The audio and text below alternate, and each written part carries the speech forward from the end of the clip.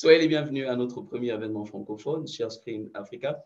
Comme nous l'avons discuté tantôt avec M. Marais, Share Screen Africa n'est qu'une composante de Leadership for Conservation in Africa ou Leadership pour la conservation en Afrique. Donc, nous avons fait un petit historique. Vous savez maintenant comment est-ce que Share Screen Africa est né et quel est le lien donc avec l'organisme principal ici qui est Leadership pour la conservation en Afrique. Dans notre premier événement francophone, pour notre premier événement francophone, nous avons choisi le thème agriculture de conservation et agronomie. Donc là, vous avez les experts qui ont été sélectionnés pour animer cette série de présentations. Aujourd'hui, vendredi 26 mai, c'est le docteur Patrick Biambas qui va nous parler de vers de terre et d'agriculture.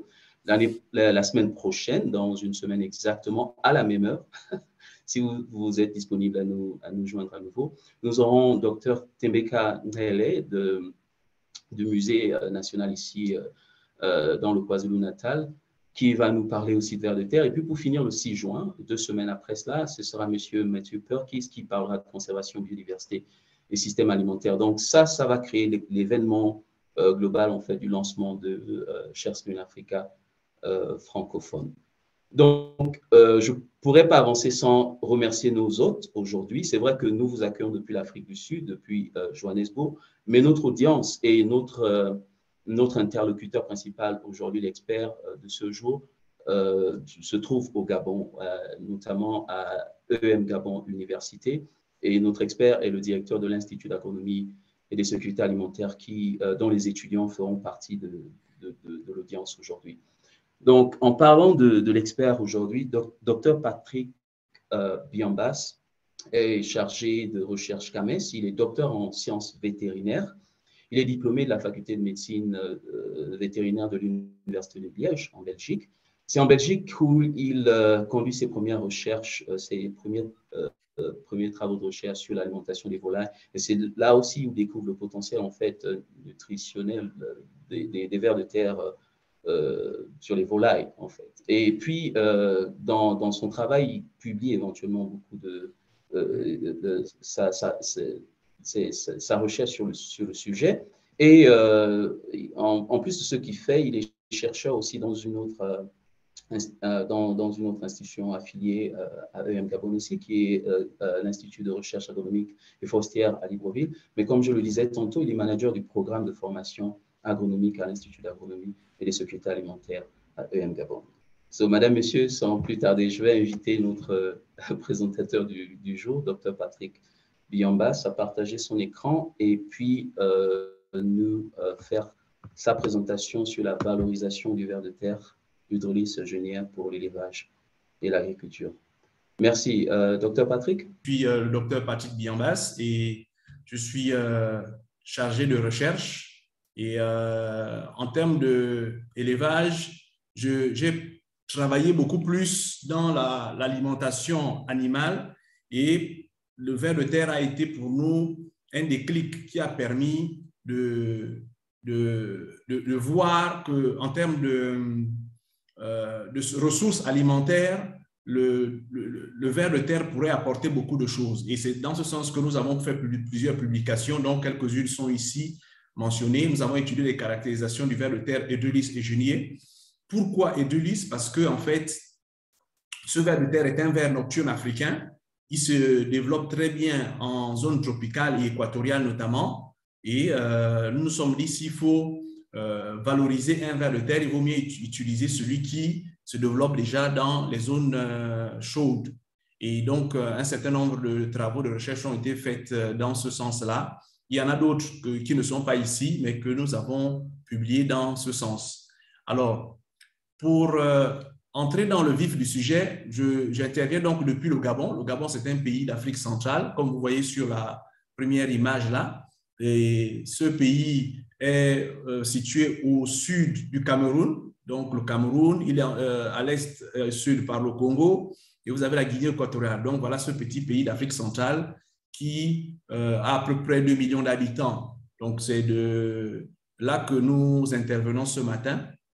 Et pour ce qui est de ce pays et sur le plan de vue économique, c'est un pays qui est importateur net de produits alimentaires. 80 à 90% de ce qui est consommé en termes de produits alimentaires au Gabon est importé. Et ça, c'est dû au fait que l'agriculture est très peu développée, ainsi que son élevage. Et ça met le Gabon devant deux défis majeurs. Donc, notamment le défi lié à trouver des ressources alimentaires pour l'alimentation animale qui ne soient pas des ressources concurrentielles de l'alimentation humaine. Donc, ça, c'est une première chose. Et la deuxième chose, c'est pouvoir exploiter les sols pour l'agriculture tout en conservant leur fertilité. Donc, face à ces deux défis, il faut se dire alors comment est-ce qu'on pourrait alors trouver des solutions par rapport à ce problème. Et l'une des pistes qui nous ont été, qui sont venues à nous, c'est notamment l'accès aux ressources non conventionnelles. Et parmi ces ressources non conventionnelles, il y a donc le ver de terre. Et parmi ces vers de terre, nous avons sélectionné, comme je le disais plus tôt, le ver de terre Etulis eugeniae. Et pour pouvoir mieux exploiter ce ver de terre, il faut pouvoir en faire la lombriculture. Donc, à l'issue de cette première présentation de la situation économique, nous pouvons décrire le ver de terre dans son ensemble. C'est qu'aujourd'hui, quand on prend la biomasse du sol, 70% de cette biomasse, c'est des vers de terre. Et aujourd'hui, nous avons près de 5000 espèces qui ont été décrites dans le monde. Et le ver de terre est un animal, c'est un invertébré, comme vous pouvez le constater, qui, lui, a un corps recouvert d'anneaux successifs qu'on appelle les segments. Et il est sensible à la chaleur, donc au soleil notamment. Il contient 80% d'eau. En termes de reproduction, le ver de terre est un hermaphrodite. Et il pratique la reproduction sexuelle quand puisqu'ils vivent toujours en groupe, il pratique cette reproduction sexuelle. Mais il a une particularité, c'est qu'effectivement, il peut s'auto-féconder lorsqu'il se retrouve isolé. Ça, c'est une de ses spécificités. Ce lombric joue un rôle important dans notre milieu et à différentes échelles sur le plan de vue économique. Il est très important parce que aujourd'hui, dans certains pays, le ver de terre est une source d'entrée de devises à travers les exportations. Oui, effectivement, il y a des pays où le ver de terre est exporté pour des raisons diverses, pour des raisons sportives, notamment pour la pêche, ou alors pour des raisons d'agriculture ou bien de production de vermicompost. Donc, ça fait rentrer des devises. La fertilisation en utilisant le ver de terre permet de réduire aussi les coûts de fertilisation des exploitants qui pratiquent, qui utilisent cette méthode de fertilisation naturelle, on peut dire. Et l'autre aspect, c'est qu'au Canada, par exemple, on a observé que la pêche sportive a permis de produire, d'engranger des revenus de l'ordre de 10 à 12 millions de dollars. Et ça, quand même, c'est assez significatif pour un lombric qui, à l'échelle de la planète, semble insignifiant. Autre rôle majeur joué par le ver de terre sur le plan environnemental. Effectivement, quand on prend le ver de terre, c'est un fertilisant naturel et qui, effectivement, peut permettre de jouer un rôle sur l'environnement, mais avec la croissance démographique aujourd'hui, les villes, notamment en Afrique principalement, sont face à des défis majeurs pour la gestion des déchets, notamment les déchets urbains. Aujourd'hui, en Europe, on fait beaucoup de tri de déchets ménagers, mais ce n'est pas encore le cas dans beaucoup de villes africaines. Et donc, le ver de terre pourrait jouer là un rôle important dans la gestion des déchets. Et ça, ce serait une avancée importante. Donc, par sa capacité à dégrader assez rapidement les déchets urbains, donc les déchets d'origine organique notamment, végétaux précisément, ben, le ver de terre pourrait là être une source de réduction de ces déchets au plan de vue urbain, mais aussi, derrière, il produirait du vermicompost qui pourrait être utilisé pour le jardinage dans un certain nombre de villes. Donc, sur le point de vue environnemental, ça a un rôle quand même non négligeable.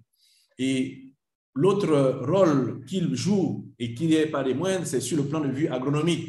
Et sur le plan agronomique, le premier rôle auquel on pense, c'est celui de la fertilisation des sols. Donc, le ver de terre utilise différentes couches du sol, notamment, il occupe la surface du sol, donc les 5 ou 10 premiers centimètres du sol.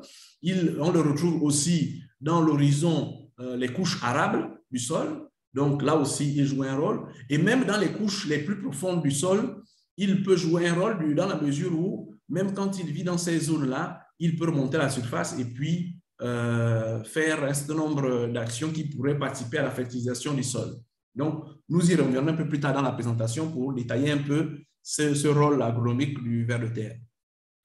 Et pour ce qui est du rôle zootechnique, ben, c'est celui dont on a parlé déjà en début de présentation, c'est que le ver de terre est produit pour nourrir les animaux d'élevage.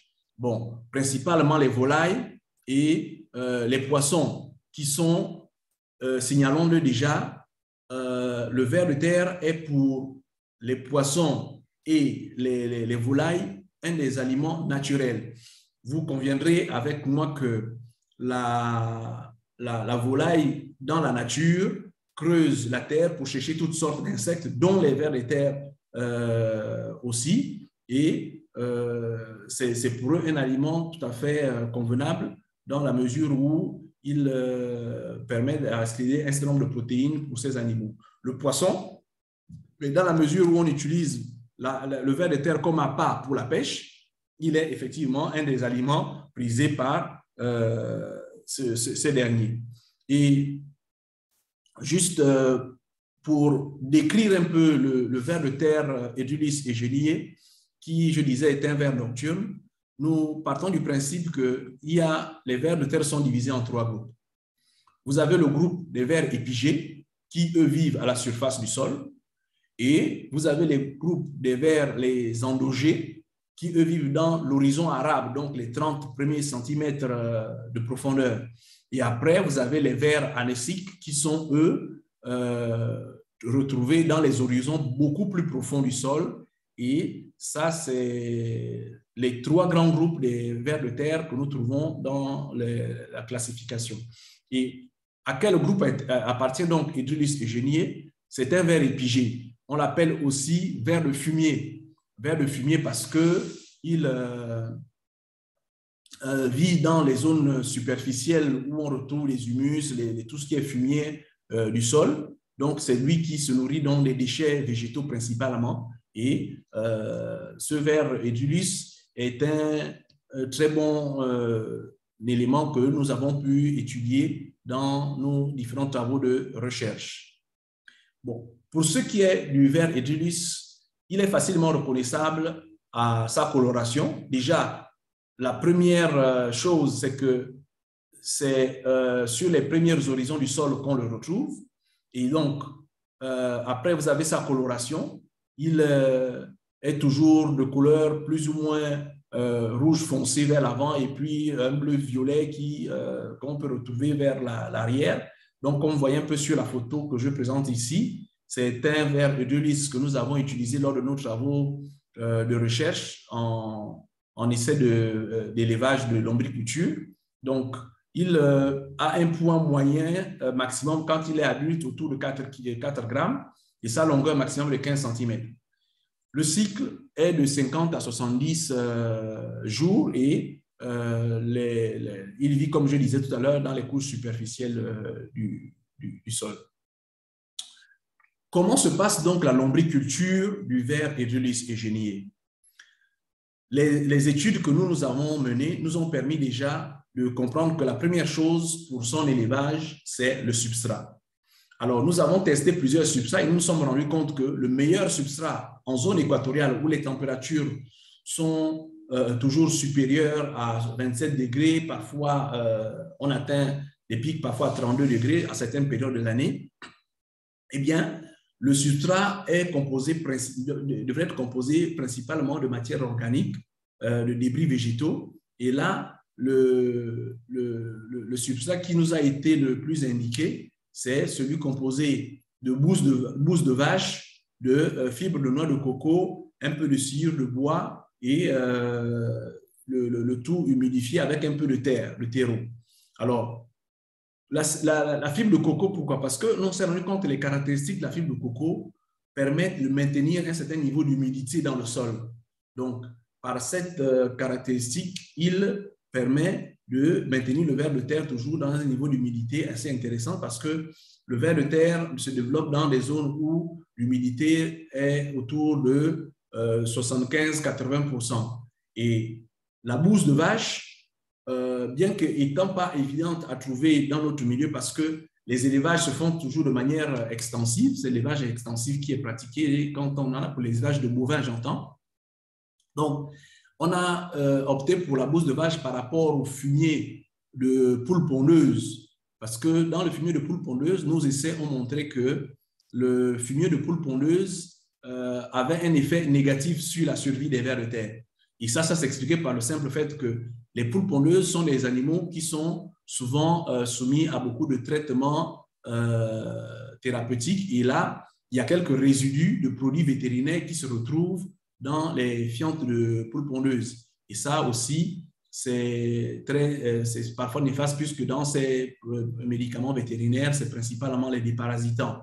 Donc, comme vous pouvez le comprendre, les déparasitants qui luttent contre les vers. Donc, ayant affaire à un ver de terre, ben, vous comprenez que ce n'est pas toujours évident. Alors, une fois le substrat mis en place, humidifié, on laisse quand même passer 14 jours parce que dans cette période, vous avez des gaz toxiques qui vont être évaporés et qui pourraient être néfastes aux vers de terre. Alors, une fois cette période bien passée, nous introduisons les vers de terre dans le substrat et on les laisse se développer là. On peut apporter un aliment à ces vers de terre pour faciliter un peu leur croissance.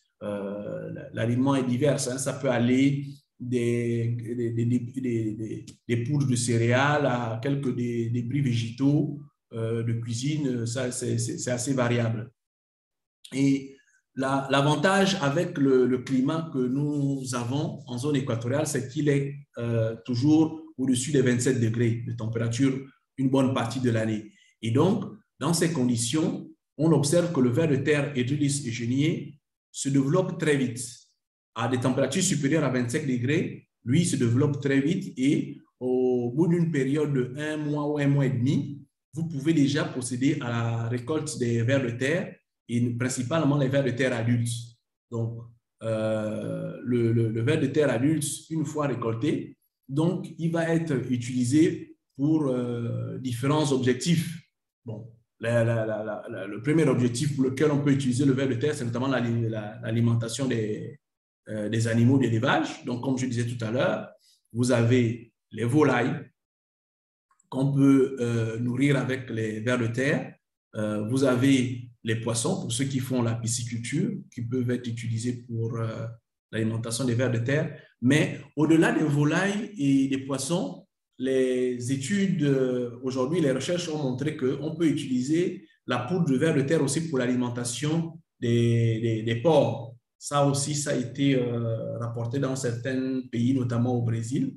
Et ça, c'est une autre avancée qui est très intéressante. Et en plus de l'élevage, le ver de terre peut être utilisé pour l'agriculture. Donc, l'agriculture notamment pour la fertilisation des sols. Mais au-delà de l'élevage et de l'agriculture, je tiens quand même à signaler que le ver de terre est connu, et l'ULIS aussi notamment, est connu pour être un indicateur de la toxicité des sols, parce que c'est un accumulateur de métaux lourds et il peut donc aussi être utilisé dans ces domaines-là pour détecter certains sols pollués en certains métaux. Donc, ça, c'est quelque chose qui est très intéressant aussi pour le ver de terre, et notamment dans nos zones où nous avons des zones où nous faisons de l'exploitation minière. Voilà un peu un rôle qui peut permettre au ver de terre d'être utilisé pour détecter la présence de certains métaux lourds, principalement. Alors, une fois le ver de terre produit, il peut être utilisé pour une autre lombriculture. Donc, c'est ce qui boucle un peu le cycle.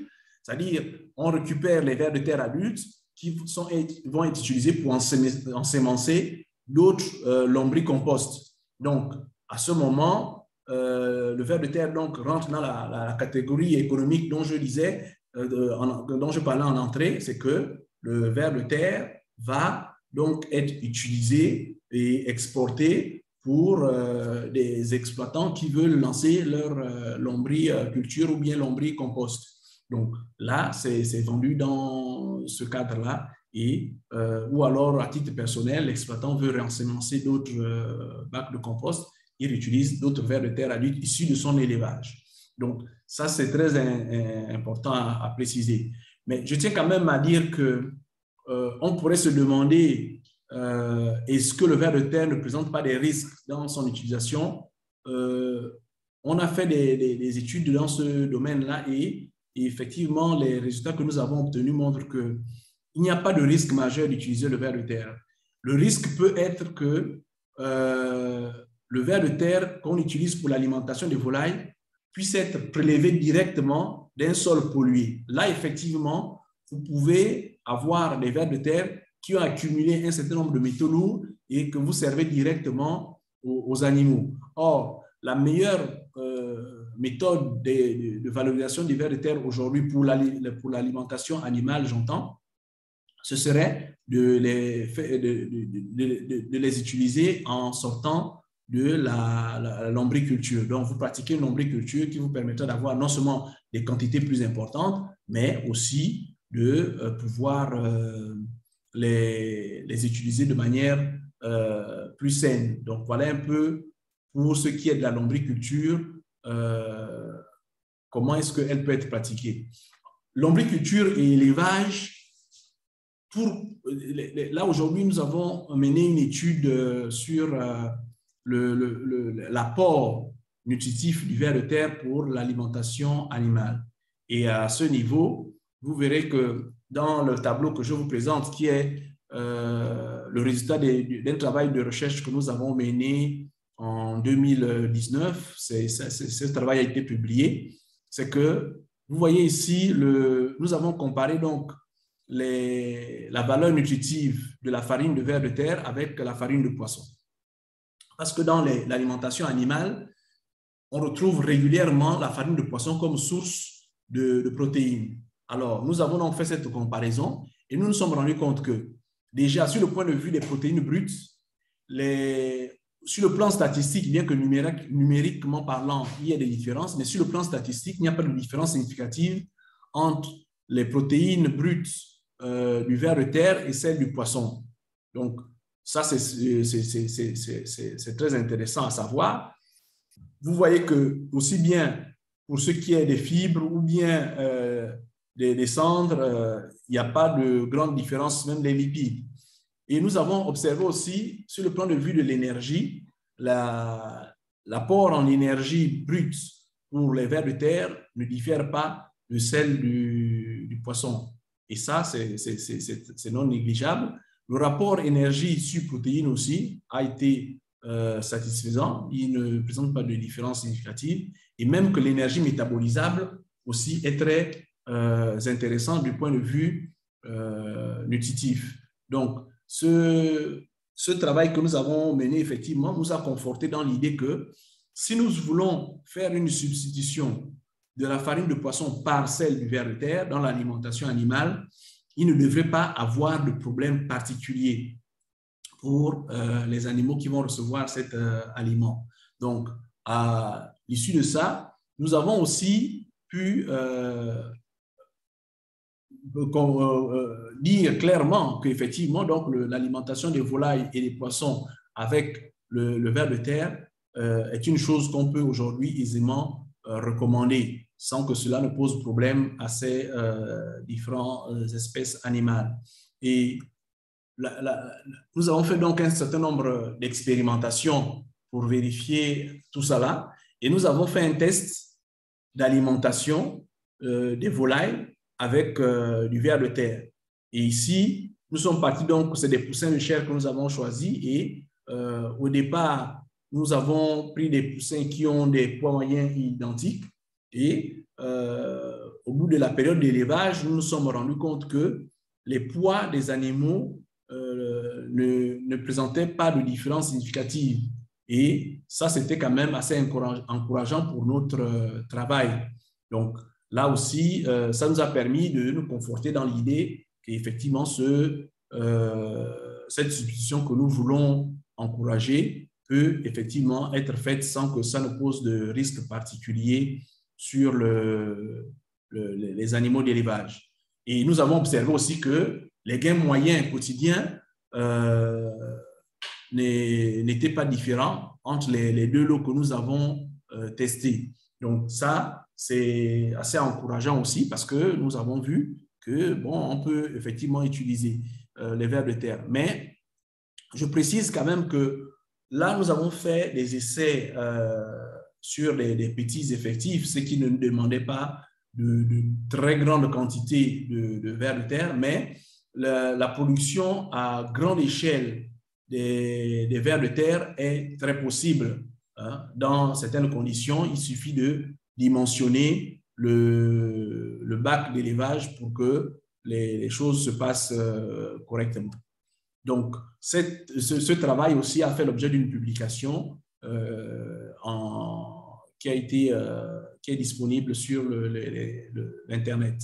Donc, en plus des volailles, d'autres études ont été menées dans d'autres parties du monde. Je citerai notamment au Nigeria et en Inde pour voir comment est-ce que le ver de terre Aetulus eugeniae peut être utilisé de manière plus efficiente pour l'alimentation des volailles. Et là, on a constaté que la substitution jusqu'à 25% de Aetulus eugeniae dans l'alimentation du poisson, donc le tilapia notamment, dont l'élevage est très pratiqué dans l'Afrique subsaharienne, notamment au Gabon aussi, et donnait des résultats assez intéressants. Donc, ceci pour conforter l'idée selon laquelle le ver de terre utilisé dans l'élevage est vraiment très prometteur, du fait que le coût de production, c'est une ressource qui est disponible dans la nature. Donc là, on n'a pas trop de crainte en termes de pénurie. Sur le plan de vue agricole, comme je le disais plus tôt, le ver de terre joue un rôle majeur dans la fertilité du sol.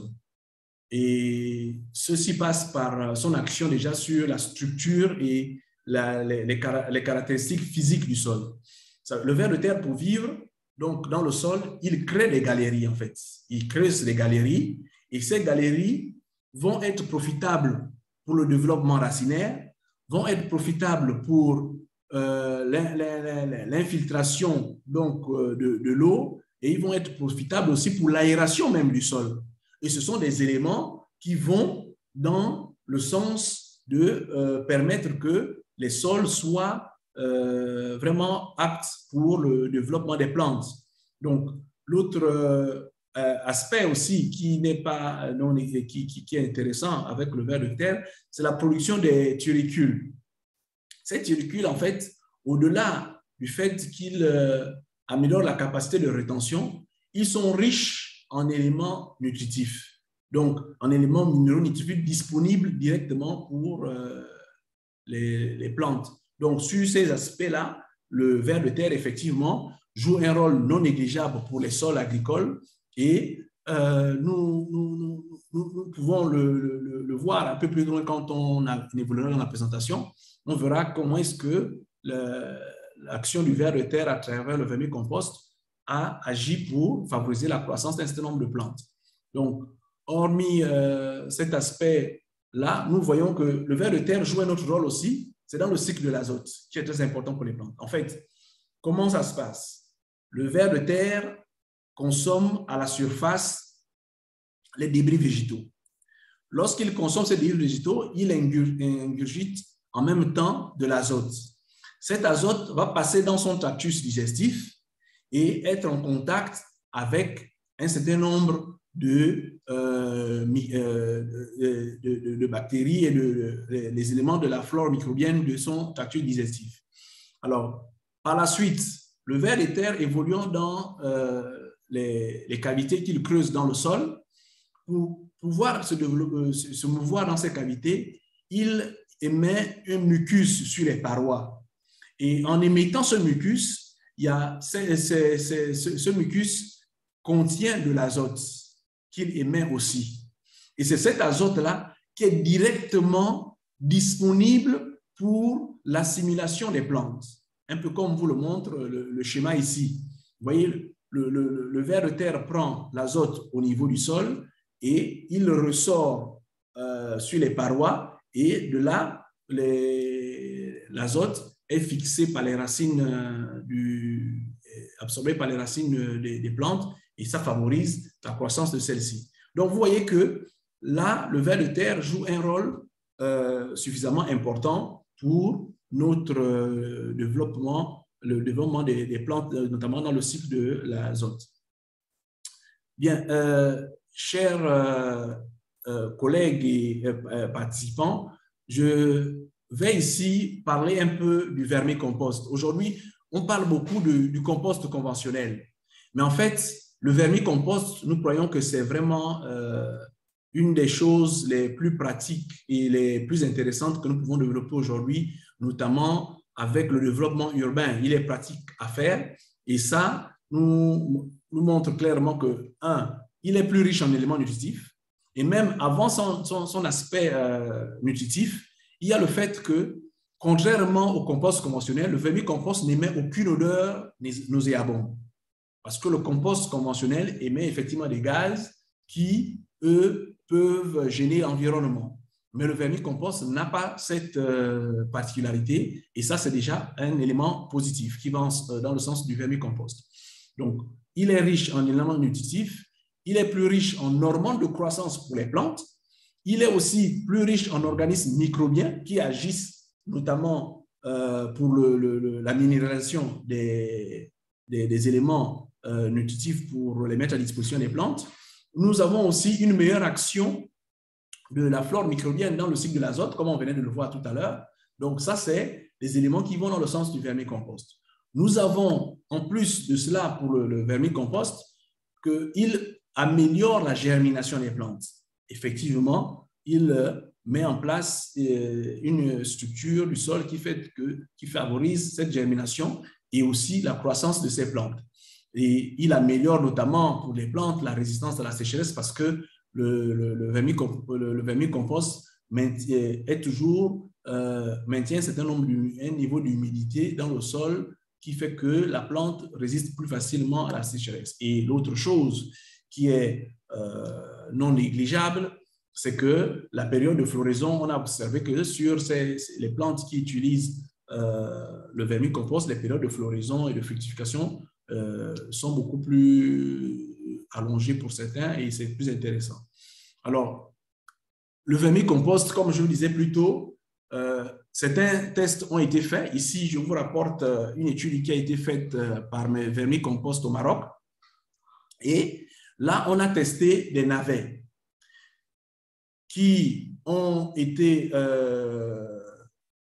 cultivés dans un sol sans vermicompost et d'autres ont été cultivés dans les sols contenant différentes doses de vermicompost. Alors, le navet numéro 1, que vous voyez ici, a reçu 0% de vermicompost. Dans son sol, il n'y a pas de vermicompost, c'est un sol naturel qui fonctionne normalement. On a fait à 10% le navet numéro 2, le vermicompost. Vous voyez déjà la différence en termes de croissance. Et là, nous parlons de navets qui ont tous été cultivés sur la même durée de temps. Et ensuite, vous avez le navet numéro 3 qui a reçu 20% de vermicompost. Et là, vous voyez le développement, il est clair. Donc, et cette expérience a été faite aussi avec les tomates, où les résultats ont été similaires. Dans les tomates, par contre, ce qui a été fait, c'est que les tomates ont été cultivées dans des pots et dans ces pots, nous avons introduit des vers de terre.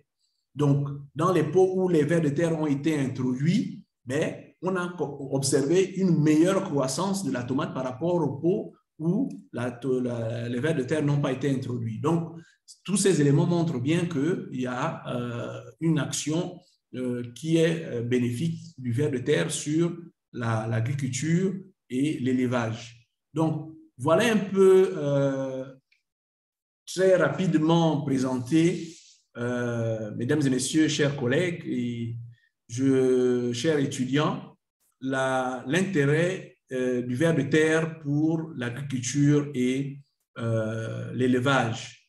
Nous croyons que le ver de terre peut ici, au regard de tout ce qui a été dit, être considéré comme celui qui peut assurer l'avenir de l'alimentation animale en source de protéines, du fait qu'il est une source de protéines qui va permettre de remplacer les protéines animales qui sont utilisées aussi pour l'alimentation humaine. La fertilisation des sols aujourd'hui, voilà un fertilisant naturel dont la ressource est inépuisable et qui peut être effectivement utilisé pour les sols agricoles de manière indéfinie, je suis même tenté de le dire, même si on pourrait me dire que sur des grandes parcelles, sur des grandes exploitations agricoles, ce serait difficile d'appliquer ça, mais je pense que sur les grandes exploitations agricoles, si on maintient un certain niveau de faune, de micro-organismes dans le sol, on peut arriver à des résultats intéressants quand même, je pense. Bon, et ça va de soi que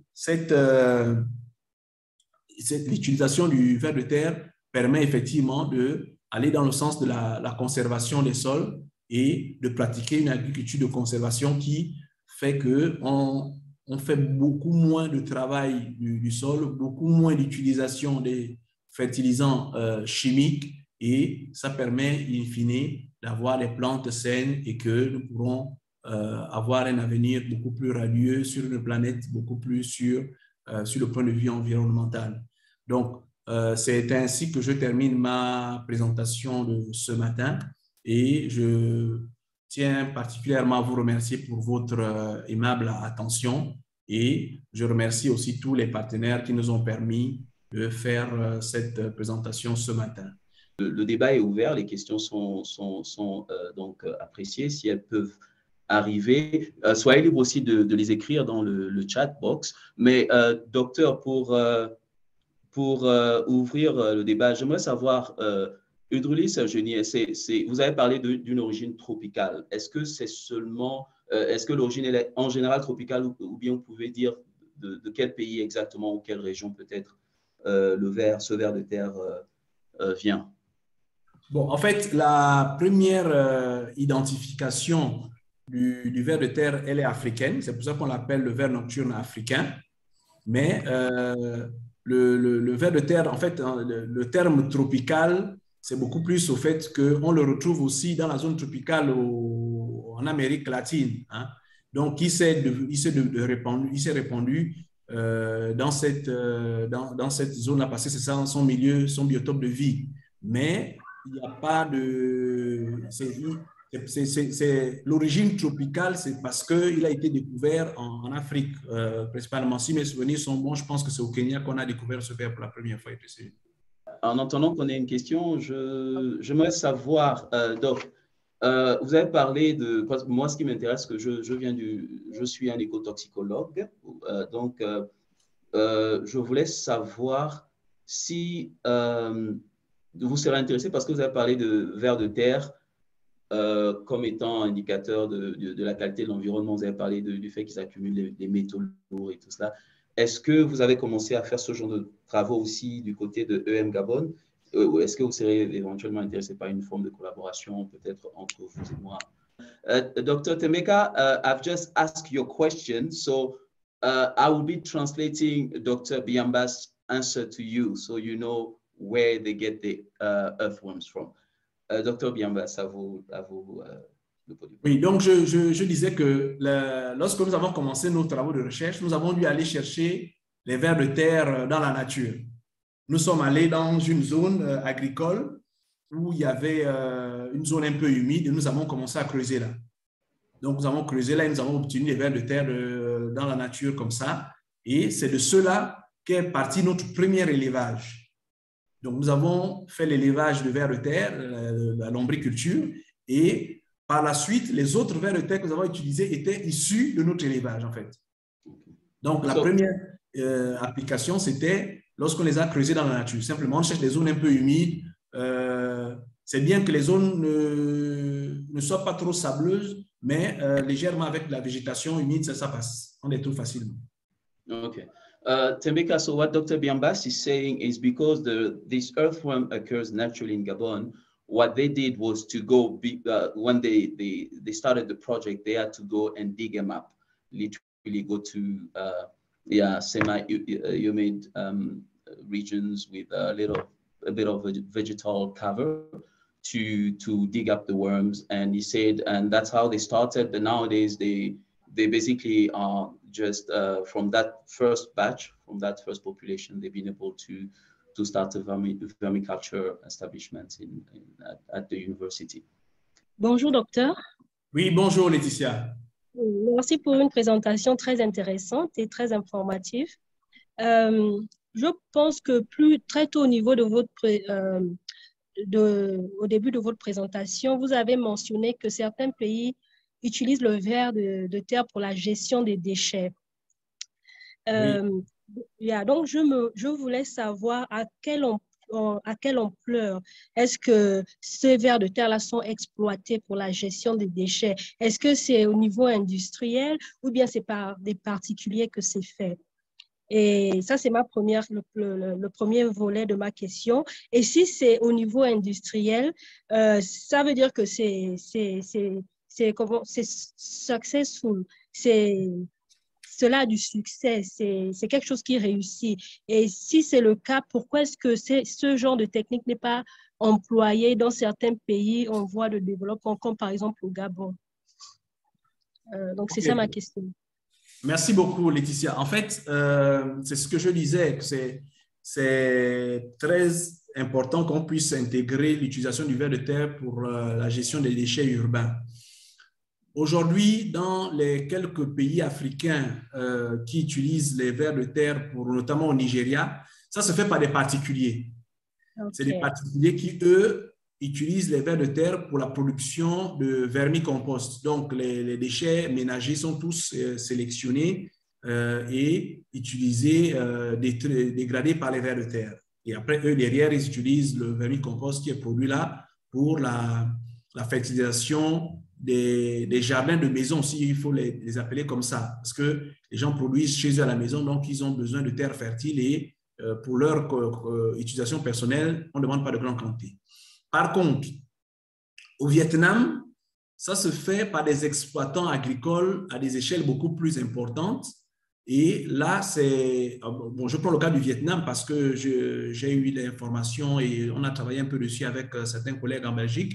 Mais je pense qu'en Asie en général, le cas du Vietnam, c'est que eux, les exploitants agricoles là-bas utilisent beaucoup le ver de terre pour la gestion des déchets, mais aussi derrière, ils l'utilisent comme source de production de gaz, de gaz méthane pour leur exploitation personnelle. Donc, ils en font plusieurs utilisations là-bas et c'est assez bien développé dans leur milieu là-bas. Pour les exploitants agricoles, c'est vraiment très, très pratique.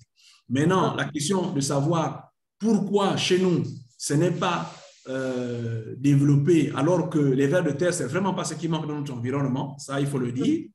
Donc, c'est tout simplement que, moi, je pense que la première chose, c'est que les gens ne connaissent pas. Moi, je crois que c'est ça. Les gens ne connaissent pas quelles sont les différentes utilisations qu'on peut faire du ver de terre.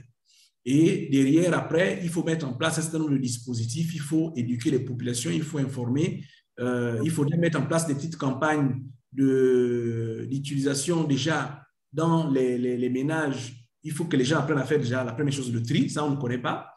Et après le tri, il faut faire comprendre aux gens qu'on peut utiliser le ver de terre dans des vermicomposts de maison pour produire du terreau agricole. Vous voyez des gens à Libreville qui vont dans des magasins acheter du terreau alors qu'ils peuvent avoir le ver de terre pour leur produire un terreau moins cher et de meilleure qualité. Donc, vous voyez que c'est... Mais je pense que c'est un peu ce que je peux dire pour la question.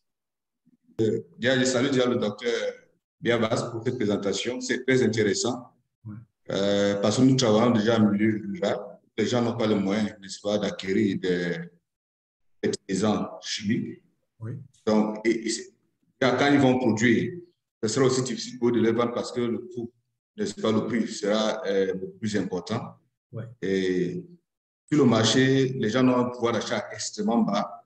Donc, c'est donc intéressant de développer d'autres moyens, n'est-ce pas, moins coûteux de fertilisation des sols. Oui. J'appelle depuis Kinshasa et je suis le directeur national d'une ONG internationale ici il y a un bureau en RDC. Nous intervenons dans des zones extrêmement reculées où les gens ont des problèmes de pollution. Les sols, on essaie de sédentariser les gens, n'est-ce pas, dans la pollution agricole, éviter l'utilisation du produit. Parce qu'avec cette méthode d'utilisation du produit, on réduit le couvert végétal. Oui. Donc, ce sera un moyen très important d'aider les populations à fertiliser les sols, à produire davantage de produits de qualité. Et on amène même des gens. Vous savez, nous sommes en Afrique. Il y a ce qu'on appelle, beaucoup ici en Afrique équatoriale, on a deux saisons sèches, où pendant la saison de pluie, les gens font plus l'agriculture et la saison sèche, les gens sont dans l'élevage, autant pour moi la pêche. Or, pendant les saisons de pluie, donc, les gens ont du mal à avoir la protéine animale, notamment le poisson. Donc, ce serait aussi extrêmement intéressant d'amener les gens à faire la pisciculture et dans ces mêmes zones extrêmement reculées, avoir les intrants, n'est-ce pas, qui s'y est là. Et vous avez commencé à répondre à ma question dans la réponse que vous avez donnée à la précédente interlocutrice là. Je voudrais savoir quels sont les moyens que vous avez mis en œuvre parce que tout ce que vous avez développé aujourd'hui était beaucoup plus scientifique, pas de recherche. Hein? Et vous avez dit qu'à Brésil, un peu partout, on a commencé déjà à développer cette matière-là à grande échelle. Mais qu'est-ce que vous avez mis en place donc jusqu'à aujourd'hui pour vulgariser cette technologie dans des pays africains où le ver de terre, ce ver de terre peut être produit à grande échelle? Parce que nous voulons vraiment nous inscrire dans cette logique-là. Parce que nous sommes en train de mettre en place, comme je vous dis, on est en train d'exécuter un programme dans une zone extrêmement reculée des grandes villes où le transport est extrêmement coûteux, la logistique est extrêmement coûteuse et les moyens locaux seraient extrêmement importants. Et nous accompagnons les populations dans l'agriculture. Comment est-ce qu'on peut donc faire que ces populations puissent produire davantage à grande échelle? Est-ce qu'il y a des documents qui existent qui décrivent l'itinéraire technique dans des zones? Nous sommes en RDC, donc c'est une zone tropicale, donc pareil à celle du Gabon. Mm-hmm. D'accord. Après ma question. Je voudrais quelque chose de plus pratique, quoi. Oui. Bon, voilà, ce que nous avons fait, deux choses. Je vais déjà répondre tout de suite pour la fiche technique. En 2020, nous avons produit une fiche technique sur la lombriculture. Vraiment une fiche technique très simple à utiliser.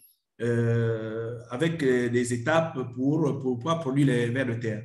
Bon, je peux comprendre que peut-être la diffusion n'a pas été suffisamment faite, mais la fiche technique existe. Nous avons produit cette fiche technique pour la lombriculture. Ça, c'est déjà disponible. Ça, c'est la première chose. La deuxième chose, c'est que pour la vulgarisation, ce que nous on fait, nous faisons un peu ce qu'on appelle la politique des petits pas. Nous avons nous-mêmes ici mis en place des petites, je vous parlais dans la présentation de la production des tomates. Dans la production des tomates, nous avons utilisé les vers de terre et nous mettons de sorte que les gens puissent voir et comparer la production de nos tomates. Et quand ils posent la question, ils disent, mais pourquoi pour vous ça pousse comme ça? Et c'est là on profite pour leur expliquer que non, voilà ce que nous avons fait, voilà ce que nous avons fait et nous n'utilisons pas d'engrais.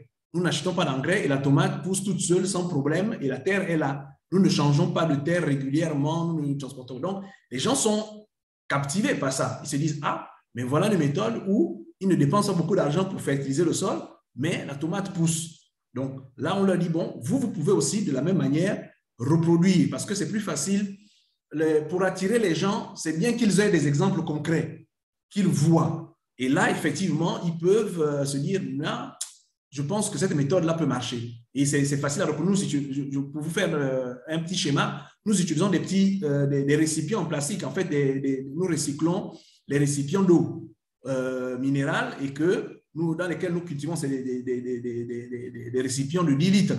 Donc, nous mettons à l'intérieur des plants de tomates que nous faisons pousser avec tout ce qu'il faut comme terre, et les vers de terre font le reste du travail pour la fertilisation. Donc, ça, c'est une méthode qui peut être faite. Maintenant, ce que moi, je peux vous dire pour vos agriculteurs, la chose à faire, c'est effectivement réussir pour les protéines, pour les poissons, c'est trouver le moyen de faire des lombricultures pour produire les vers de terre et après les nourrir, les donner aux poissons pour alimentation, comme aliment. Parce que la vérité, c'est que le ver de terre, pour l'alimentation du poisson, il pose aucun problème. Au contraire, c'est même ce que le poisson aime manger. Donc, si on l'utilise comme appât, c'est qu'il est appétant pour le poisson. Mais pour pouvoir vulgariser cette méthode-là, il faut faire des petits bacs de compost qui permettront de petit à petit, vous faites un essai chez une personne, ça marche, les autres vont pouvoir suivre simplement. Mais la fiche technique, elle est disponible. Ce que je pourrais faire, c'est que à travers votre contact, on pourra échanger et puis je pourrais vous la mettre à disposition. Ça, il n'y a pas de souci pour ça. Nous avons fait une fiche technique assez simple à utiliser pour le lombricompostage. Mais il faut que vous ayez des modèles. Il faut avoir des modèles que les gens peuvent voir. OK, merci beaucoup. Je vous remercie d'abord, monsieur Patrick. Je vous remercie aussi le conférencier. C'est un thème très intéressant. Et je m'intéresse aussi au ver de terre. Je suis doctorant à l'Université du Burundi. Je travaille sur l'étude écologique des vers de terre dans les parcs ici, dans la plaine d'Olimbo et au niveau d'une forêt de montagne qu'on appelle Kibira.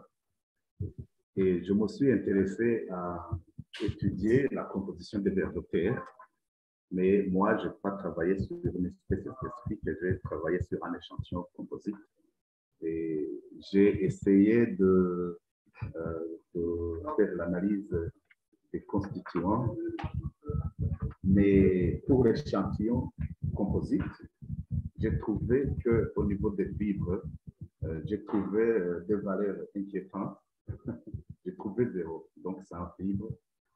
Et au niveau de protéines totales, j'ai trouvé 47,4. Et je me pose la question de savoir si est-ce qu'il y a possibilité de ne pas trouver de fibres dans les vers de terre. Bon, je ne sais pas. C'est juste pour avoir votre intervention. Comme c'est dans la séance de discussion, peut-être que vous pouvez aussi me conseiller parce que vous avez longtemps travaillé sur ça. Okay. Et puis, au niveau des métaux lourds, j'ai trouvé 0,47, plutôt 0,478 mg par kilogramme de cadmium. Et au niveau du plomb, j'ai trouvé 11,4 mg par kilogramme. Je ne sais pas si ce n'est pas très inquiétant lorsqu'on veut utiliser ces vers de terre pour l'alimentation, par exemple, de poulet. Donc, c'est juste pour avoir votre pensée, donc pour avoir votre conseil. Merci beaucoup. Pour les fibres. Oui. Est-ce qu'il y a moyen de trouver 0%? Donc, pour dire qu'il n'y a pas de fibres dans l'échantillon. D'accord. Là, je pense que peut-être ça pourrait être une erreur au niveau strictement de l'échantillon, ou bien je ne sais pas si c'est possible. D'accord. Voilà. En dehors des fibres, il y avait autre chose que vous avez demandé, c'était quoi? C'était la teneur en protéines totales. Oui, moi, protéines. J'ai trouvé 47,4. Et je vois, si je confronte ces résultats à la littérature, je vois que c'est relativement bas, donc c'est relativement faible. C'est relativement faible. Et je voulais avoir votre analyse par rapport à ça. Et au niveau des métaux lourds, c'est au niveau du cadmium et du plomb. D'accord. Les valeurs que j'ai trouvées, je pense que ça pourrait impacter l'élevage de tous les doses qu'on utilise pour l'alimentation. Bon, déjà pour les fibres, il y a une chose que vous pouvez faire, c'est parce que là, vous avez utilisé un échantillon composite. Bon, oui, oui. La première chose, c'est que c'est possible de trouver, bon, 0, non, mais en fait, c'est des quantités très faibles parce que si vous laissez vos vers de terre, hein, si vous laissez vos vers de terre séjourner 1 heure dans de l'eau avant de les analyser, vous allez constater que le ver de terre va évacuer tous les thélicules qui sont dans son tractus digestif. Vous allez observer dans votre bac où il y a les vers de terre que vous avez l'impression qu'il y a de la terre qu'on a rajoutée à l'intérieur, même si les vers de terre avaient été rincés avant.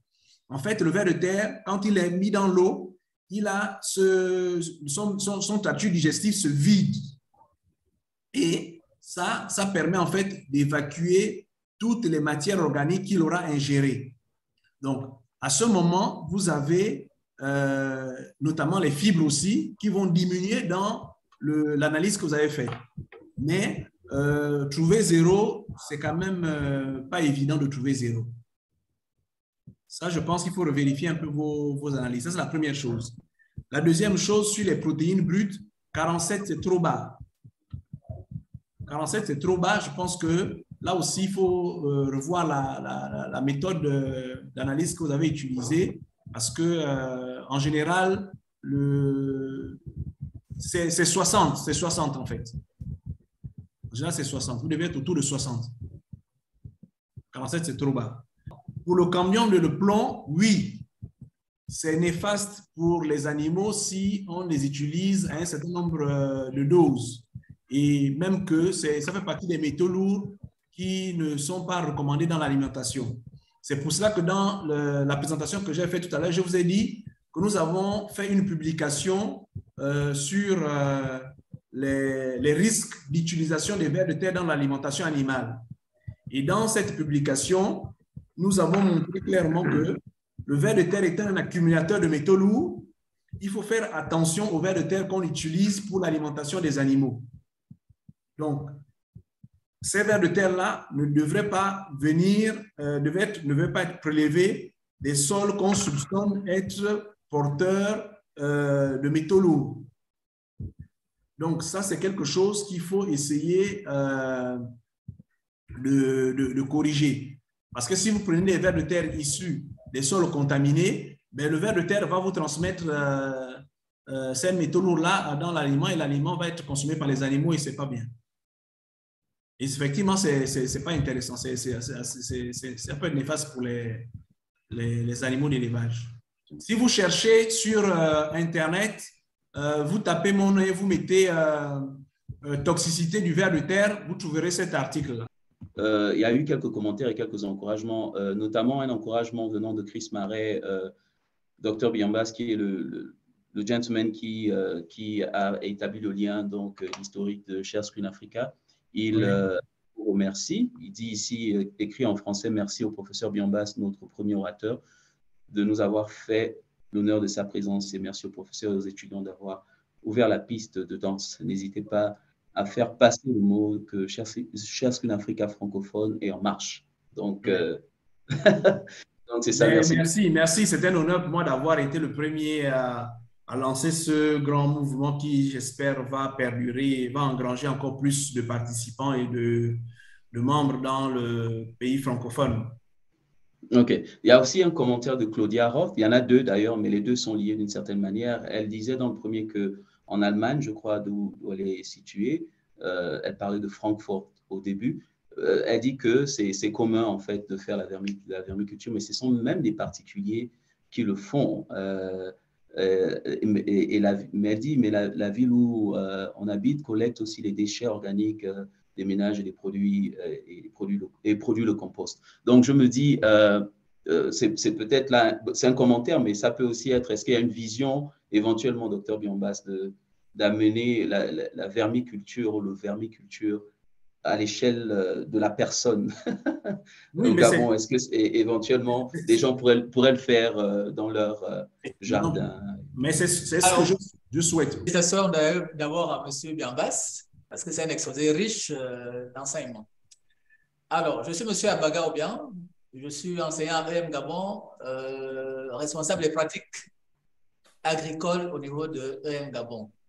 Alors, ma question s'intéresse à la lombriculture. Pendant le cours sur la fabrication du compost, nous avons vu que la durée de fabrication du compost, elle est relativement longue. Et c'est vrai que ça dépend, n'est-ce pas, des procédés.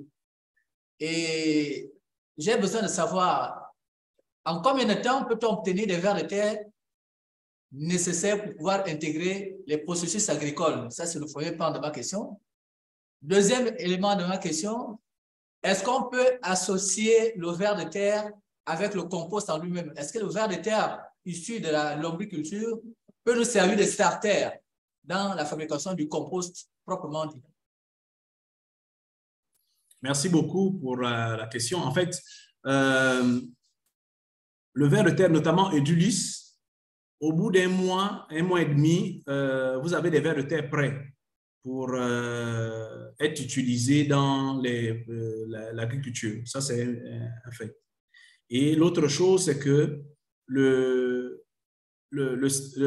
qu'on appelle utiliser le ver de terre issu de l'ombriculture comme starter pour d'autres lombricultures, oui, ça se fait. Ça permet d'accélérer un peu le processus de compost. Ça se fait. Ça, c'est tout à fait normal. Comme starter, ça se fait aussi. Il n'y a pas de souci. Bonjour à tous. Bonjour à M. Patrick. Bonjour. À M. le docteur Patrick, déjà, c'était un exposé très riche et éventuellement. Bon, ma question, vous venez de répondre à la question de M. Abaga. Je me demande pourquoi est-ce que les vers de terre, dès leur naissance, on doit attendre d'abord un mois et demi pour qu'ils rentrent dans le processus de vermicompostage. Pourquoi pas les petits? En fait, pourquoi pas les petits? Parce qu'en fait, dans le processus de vermicompostage, vous devez réutiliser les vers de terre. Première chose, ils seront difficiles à manipuler. La manipulation des vermisseaux, comme on les appelle, est très difficile. Vous risquez d'avoir des vers qui vont se couper, ainsi de suite, ils sont trop sensibles. Alors que quand vous avez des vers adultes, ils sont plus faciles à manipuler. C'est pour ça qu'en fait, on utilise, même quand on fait la lombriculture, lorsqu'on doit alimenter les animaux, on sélectionne les vers adultes. Parce qu'en termes de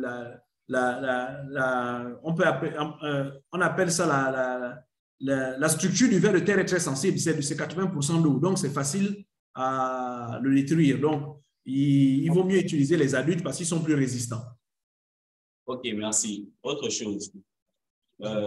Pour le fabricant de vermicompost, lorsqu'il a, on va dire quoi, il a affecté à une colonie de vers de terre la fabrication d'une certaine quantité de vermicompost, il va certainement la revendre. Et lorsqu'il la revend, monsieur, il vend avec toute sa colonie part. Est-ce que ce n'est pas une petite perte pour lui? Non, quand on vend les vers de terre, on vend les vers adultes. Donc, on effectue un tri. Parce que lorsqu'on fait la récolte du ver de terre, la récolte du ver de terre permet de trier les vers adultes seulement. Donc, lorsqu'on les vend, on vend les vers adultes seulement. Dans le commerce, partout dans le monde, les vers adultes seulement sont vendus, pas les vermisseaux. Hein? C'est juste ça, en fait. On ne vend pas les vers, les jeunes, non. C'est les adultes seulement. Je suis l'élève du Joannès Sosnet, étudiant à IASAL, licence 1. Bon, ma question est de savoir, dans le contexte mondial de l'environnement, c'est-à-dire la protection de l'environnement, et surtout, sachant que l'agriculture traditionnelle n'est plus d'actualité, j'aimerais savoir, est-ce que le ver de terre peut être utilisé dans l'hydroponie, en culture hydroponique? Deuxièmement, La question aussi de savoir que le ver de terre, certes, en petite quantité, c'est-à-dire exploité en petite quantité, n'est pas nocif, mais est-ce vraiment une ressource inépuisable et n'est-ce pas dangereux de l'utiliser de manière industrielle, puisque j'ai cru entendre qu'il produit du méthane, qui est un gaz à effet de serre, donc qui est un facteur du réchauffement climatique.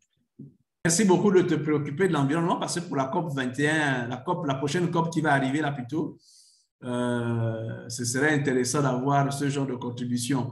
Non, en fait, la première chose, la production de méthane, comme on le fait par exemple en Asie, est contrôlée et est directement, n'est pas relâchée dans l'atmosphère. La production de méthane se fait dans des espèces de conteneurs bien sécurisés et le méthane produit est directement canalisé vers les habitations pour une utilisation domestique, comme vous utilisez le gaz butane dans la maison. Exactement, c'est comme ça que ça se fait en Asie. Donc, il n'y a pas de problème lié à l'environnement pour la production, pour l'évacuation dans l'air. Non, ce n'est pas ça. Donc, l'autre chose, c'est que la production à petite échelle aussi ne pose pas de problème. C'est ce qui fait qu'on puisse partir petit à petit vers des exploitations qui sont beaucoup plus intéressantes. Donc, c'est à ce niveau, il n'y a pas de difficulté majeure. Au contraire, c'est ce qu'on recommande. Il faut commencer un peu, petit à petit, et avant de faire des grandes exploitations. Parce qu'il faut d'abord maîtriser votre processus de production du ver de terre avant de pouvoir faire à grande échelle. Je pense, sauf s'il y avait une autre question. Il y a aussi une question. C'était la question de l'hydroponie. L'hydroponie. Non. Bon, l'hydroponie, c'est un système qui exclut l'utilisation de la terre. Sauf si je me trompe. Avec substrat. Ouais, c'est ça exactement. Donc. Voilà. Donc, si on exclut l'utilisation de la terre avec terre comme substrat, vous voyez que le ver de terre ne peut pas être utilisé dans ce système. C'est juste une doléance. Hein. Okay. Dans les conférences, quelquefois, les participants bénéficient des certificats juste qui peuvent, que les participants peuvent valoriser en termes de crédit. Je vois que je participe avec une classe de l'autre côté.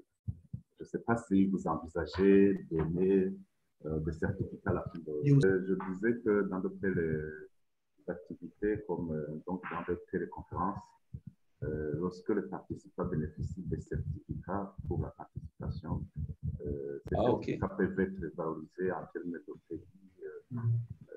Voilà, c'est juste ma doléance. Je ne sais pas si vous allez So he's asking, is it possible, because the fact of him having attended this meeting should count for something. So is it possible for Share Screen Africa to issue sort of certificate of attendance to people who desire to have them? Because he thinks he could use them, for some purpose. Pour les doctorants surtout. Yeah. Yes, we can certainly, we've issued letters of attendance in the past. We can issue a certificate of attendance. It's not a problem. OK. Donc, méthode, la réponse simple de M. Johan Kruger, qui est le directeur de Share Screen Africa, il peut le faire. Ils l'ont fait dans le passé d'ailleurs et il peut le faire pour vous. Donc, ce que je vais vous recommander de faire, c'est de mettre votre adresse email dans la boîte et puis ma collègue Gina va vous contacter dans les toutes prochaines heures, sinon lundi pour commencer le processus. Thank you, Johan. Thank you very much. Donc, la salle de classe, on va repartir vers la salle de classe, peut-être prendre une ou deux questions avant de clore. Moi, je m'appelle Amavi Alvin. Ma question est la suivante. Monsieur, l'on veut se tourner vers comment ça s'appelle? Le vermicompost. Donc, le vermicompostage et tout ce qui tourne autour. Ne serait-ce pas possible, monsieur, de transformer nos exploitations? Par exemple, ici, nous avons une serre. Donc, ne serait-ce pas possible de transformer cette serre en immense vermicompostage, salle de vermicompostage, c'est-à-dire que notre sol, l'on ne le travaille plus mécaniquement. L'on conditionne le sol de manière à ce que les vers de terre puissent vraiment se développer et faire tout le travail de structuration du sol à notre place. On ne mettra plus de houe là-dessus. J'espère que vous voyez de quoi je parle. Est-ce que c'est possible, monsieur? Et aussi, est-ce que ce serait vraiment rentable à votre avis? C'est possible, mais après, derrière, il faut mettre les dispositifs adaptés pour vraiment maintenir la structure du sol. Comme je disais, si on utilise par exemple les vers de surface, donc les vers de fumier, je dis séjournier par exemple, lui, il vit à la surface du sol. Donc les 5-10 premiers centimètres du sol. Et à ce moment, en introduisant ces vers de terre sur des planches bien délimitées, à ce moment, il ferait un travail sans problème. Ça, il n'y a pas de souci à ce niveau. C'est possible de faire, mais il faut seulement adapter la structure pour qu'elle puisse faire le travail. Parce qu'à ce moment, ce qui se fait, c'est que ce n'est pas du vermicompostage qu'on fera. C'est qu'on fera de l'agriculture sur planche bien définie, mais on y introduit des vers de terre pour que ces vers de terre travaillent pour maintenir la fertilité du sol. Parce que le vermicompostage, c'est faire de l'élevage de vers de terre dans l'objectif de produire du compost qu'on va maintenant retirer pour aller cultiver. Ça, c'est le vermicompostage. Le lombricompostage, c'est faire de l'élevage de vers de terre dans l'objectif de retirer le ver de terre pour l'alimentation animale notamment. Donc, voilà un peu la différence entre les deux. Mais sinon, c'est possible de faire ça, c'est possible. J'ai posé la question tout à l'heure, mais malheureusement, je n'ai pas eu de réponse. J'aimerais savoir si le ver de terre, comme M. Dombas l'a dit, est vraiment une source inépuisable. Ah, d'accord. Oui. Excuse-moi. Comme à l'instar du pétrole, au début, quand on a découvert le pétrole, on s'est dit que c'est une ressource inépuisable. Avec le temps, on s'est rendu compte que c'est limité. Est-ce que l'utilisation excessive aussi du ver de terre, bien sûr, ne va pas amener à sa disparition complète ou quasi complète? Bon, à la différence du pétrole, c'est que le ver de terre, en fait, l'utilisation que nous, on préconise ici, le pétrole, quand on... bon, je ne vais pas faire de comparaison sur le pétrole parce qu'après, on risque de tomber dans des choses compliquées. Donc, le ver de terre, quand on l'extrait du sol, on peut extraire 3 ou 4 vers de terre. Et au bout de 1 ou 2 mois, se retrouver avec une 60aine ou 50aine de vers de terre. Et quand vous enlevez 10 vers de terre ou 15 vers de terre de votre lombric compostière, vous utilisez cette quantité que vous avez extraite là, mais derrière, vous avez encore une autre production de vers de terre. Donc, ça dit que vous ne travaillez pas sur le sol en direct, non. Vous travaillez sur votre lombric compostière qui, elle, n'a plus de lien avec la terre naturelle, le sol que nous avons. Donc, là-bas, en termes de ressources, la ressource ne s'épuise pas. Le moyen d'épuiser, et même là, ce serait difficile, la ressource de vers de terre dans le sol, ce serait de trouver des produits chimiques qu'on pourrait pulvériser à des très grandes échelles. Après, ce qui se passe, c'est que le ver de terre peut disparaître de certaines régions, de certaines localités, de certains endroits précis, à cause de la surexploitation chimique. Mais ça, c'est des phénomènes localisés. Vous avez des zones agricoles où l'exploitation est faite avec des produits chimiques de manière intensive. Là, ce n'est pas seulement le ver de terre, c'est la microfaune du sol qui disparaît carrément. Ça se fait. Et c'est pour cela qu'aujourd'hui, quand on dit qu'on veut faire la promotion du ver de terre pour l'agriculture, c'est pour pouvoir permettre que nos sols puissent être toujours fertiles tout en les exploitant. Donc, c'est ça un peu ce qu'on dit. Mais je ne pense pas que dans l'état actuel des choses, on puisse avoir une disparition du ver de terre à l'échelle d'un pays. Ce n'est pas possible. Le pétrole peut disparaître à l'échelle d'un pays, je pense, mais bon, après, mais non, pas tel que c'est fait. Ce qu'on recommande, c'est de faire de l'exploitation raisonnée, c'est ça un peu. Donc, mais ne vous inquiétez pas, je ne pense pas que demain, on arrivera à ce niveau-là, non. Merci beaucoup. Nous sommes arrivés donc au terme de ce premier engagement, cette première présentation donc, dans la série Agriculture de conservation et agronomie, qui aussi représentait le premier événement francophone de ShareScreen Africa.